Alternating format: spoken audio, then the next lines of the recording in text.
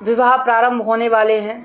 लेकिन एक बात में बड़ी बहुत मन में आती है कि लोग जब बच्चे जन्म लेते हैं तब से लेकर के बड़े तक 20-25 साल तक उनकी चिंता लग जाती है कि हाँ, अब हमें इनकी शादी करना है, धूमधाम से समाज को दिखाना है। तो क्या दिखाना है समाज के लिए? यही कि हम कितना पैसा खर्च करेंगे। एक गरीब से गरीब व्यक्ति को भी मैंने देखा है कि अपने बच्चों की शादी के लिए इतना धन इकट्ठा करेंगे, बस उस शादी में आकर के व्यर्थ गवा देते हैं। मैंने देखा है जिनकी सामर्थ्य भी नहीं होती है वह लोग भी आतिशबाजी से लेके डीजे, बफर सिस्टम, पता नहीं इन सब चीज़ों में कितना खर्चा कर डालते हैं, वो भी झूठी शान दिखाने के लिए। मैं झूठी ही शान कहूँगी।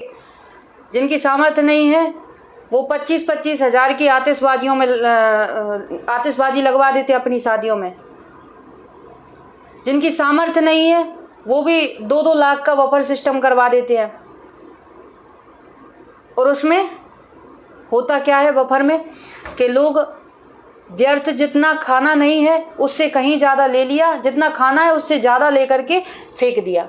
कुछ लोग अपनी शान समझते हैं थाली में अन्न छोड़ना, लेकिन वो ध्यान रखें, सावधान हो जाएं कि थाली में अन्न छोड़ने से अन्न का अपमान होता है और वह अन्न आज आपको प्राप्त हो रहा है, हो सकता है आप उसी अन्न के लिए तरस जाएं, इसलिए ध्यान रखें। दूसरी बात,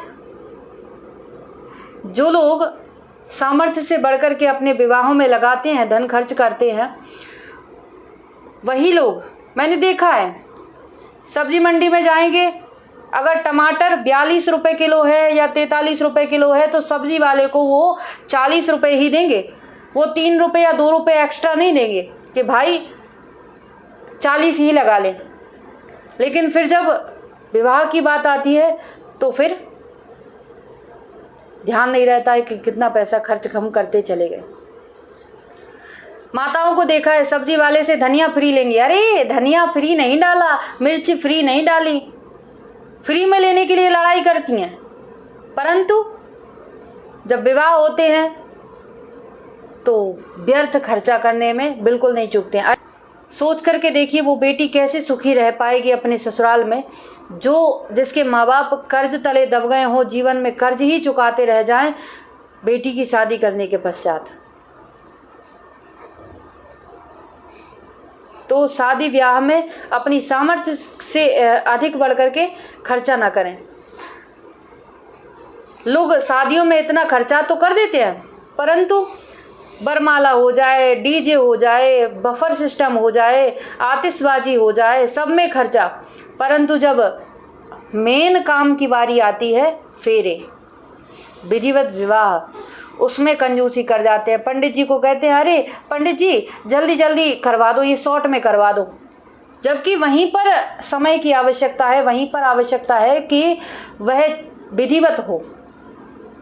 बाकी बरमाला वगैरह बफर सिस्टम कोई विस्तार से हो ना हो, लेकिन फेरे उस समय का विस्तार चाहिए।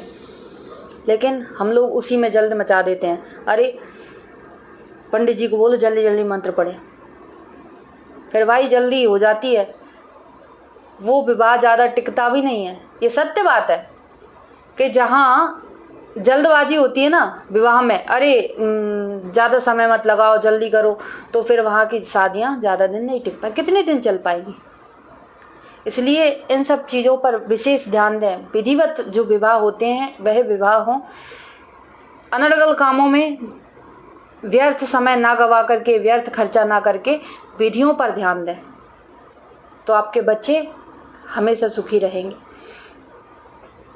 नहीं है सामर्थ्य तो आप मंदिर में शादी करें, दोनों पक्ष बराबर, दोनों खास लोग आ जाएं और मंदिर में आकर के विवाह करें। वो विवाह सर्वोत्तम होंगे, बहुत अच्छे होंगे और उसमें विधिवत सभी कार्य होंगे।